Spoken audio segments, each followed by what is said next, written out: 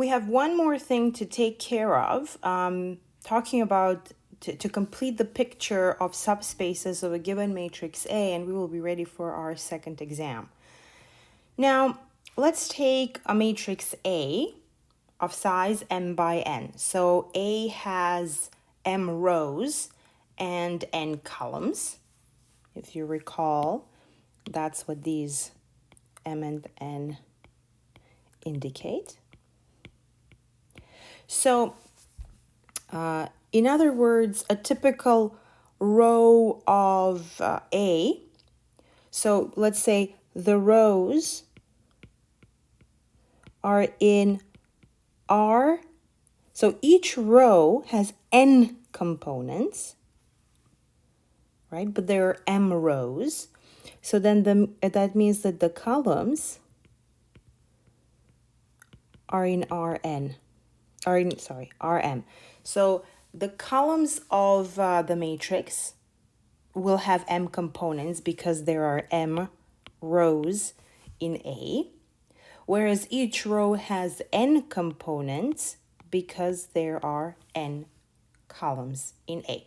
So the rows are vectors in Rn, the columns are vectors in Rn. Now, we've already talked about two subspaces that are listed here, and I sort of mentioned a third one. So we have talked about the column space of a matrix. So what's the column space? It is the space that is spanned by the columns of A. Yesterday, we defined what is the basis for the column space of A, or how can we find one basis for it. And we do that by using the pivot columns, which will be incredibly important for the fundamental theorem of linear algebra, which we'll introduce today. And because the columns are vectors with m components, the column space of A is a subspace of Rm, right? A subspace of Rm. That's very important. Now, we also talked about the null space, right?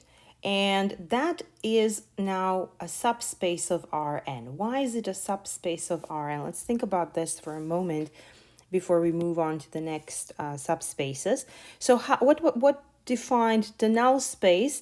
Well, the null space, if you recall, is the set of all x's, and this is in math, this vertical line is read such that A times x is 0.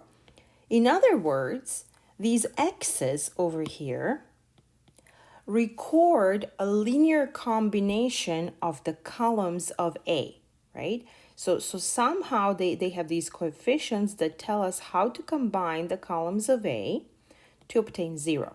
And when we say that the null space is more than 0, it's non-trivial. So 0 will always be an element of each of these spaces, no matter what they are, because the 0 vector is a subspace of every space. But when we talk about the null space, really we mean some non-trivial combination of the columns of A that give us the 0 vector. Well, A has n columns. So the vectors, the components of x must have a coefficient for each column of A. Therefore, they are vectors in Rn. So it's important to understand these statements over here, what the column space is and where it is a subspace. But it's very natural when you have a specific example, you look at the rows. Let's say the rows have 3 components. Well, the row space will be a subspace of R3. If the columns have 5 components, they will be a subspace of R5. But then you have to think a little bit about where the null space is, and it has to do with how many columns your matrix A has. Now, in one of the examples yesterday, I mentioned the row space of A. So it's nothing complicated, just like the columns of A can generate a subspace or a vector space, so can the rows of A. And as noted, the rows of A are in fact the columns of A transpose. So instead of introducing yet another letter for a new space, we see that if we look at the picture for A transpose, we have the column space of A transpose, and what I have in the bottom here is the left null space, which is the null space of A transpose. So the row space of A will be a subspace of Rn, and that is consistent with what I wrote here, that the rows have n components, therefore the row space is a subspace of Rn. And now for the left null space, why is that a subspace of Rn? Well, you could say by symmetry, if A is m by n, then A transpose is n by m, and so whatever is true for the column space and null space of A, if the roles of m and n get replaced or switched when we talk about the column space of A transpose and the null space of A transpose.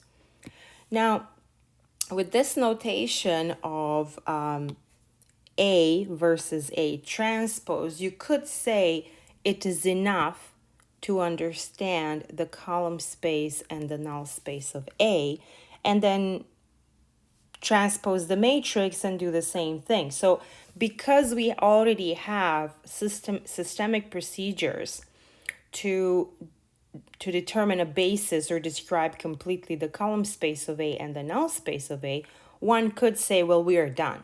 We know how to describe the row space and we know how to describe the left null space.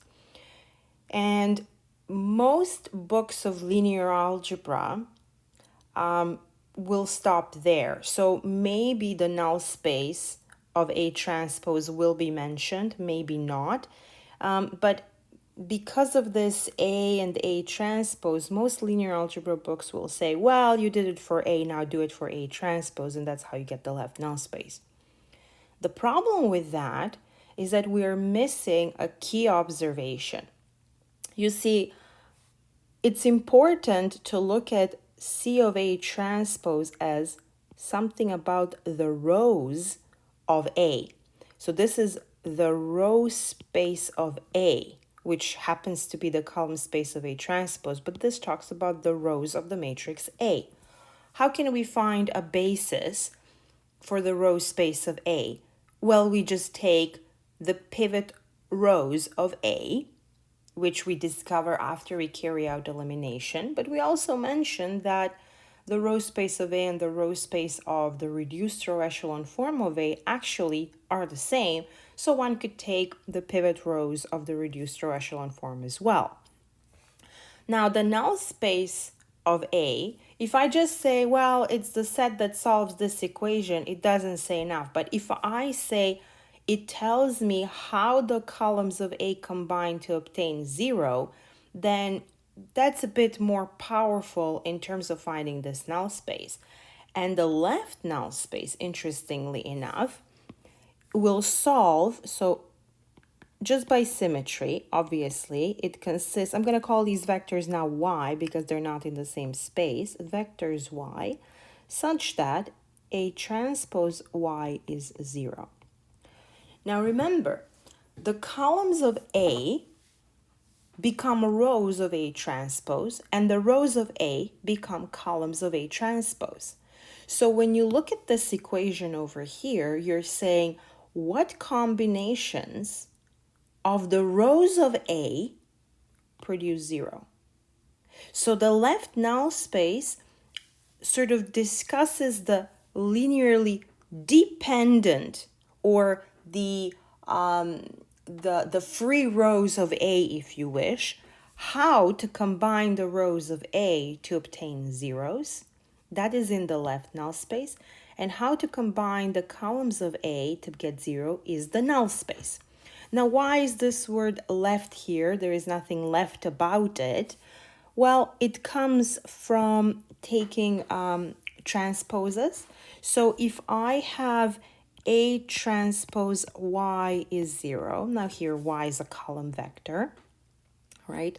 I can transpose both of these equations. So here my 0 is a column 0. So I can take the transpose on each side of the equation. What I will get from there, remember when you transpose a product, the order changes. So we get y transpose A equals 0, where the 0 here now is a row vector. So 0 transpose, it's not important to indicate that this would be a row vector here. The point is that you get 0. So you have y transpose, which is now a row vector, on the left of A. So that's why we call the null space of A transpose the left null space of A, right? This is not the left null space of A transpose. This is the null space. Therefore, it is the left null space of A. So this justifies the word left. And the central theme of today's discussion will be to discover how to find a basis for each of these subspaces. We already mentioned how to do that for the row space, the column space, the null space, and the left null space. Now with this definition, sometimes by observation, we can discover all the vectors y that are linearly independent, which would give us a basis for the left null space. Sometimes we will actually have to use a systematic way to discover what the left null space would be. And that would not, our strategy will not be to write A transpose and then carry out the elimination. That would be too much work. So even though we are using A transpose to describe the row space and the left null space, in reality, we are only going to be working with the matrix A and reduce that matrix A to its reduced row echelon form. Now, with this definition of the 4 fundamental subspaces, we can go and introduce the fundamental theorem of linear algebra, but I'm going to do that in the next video.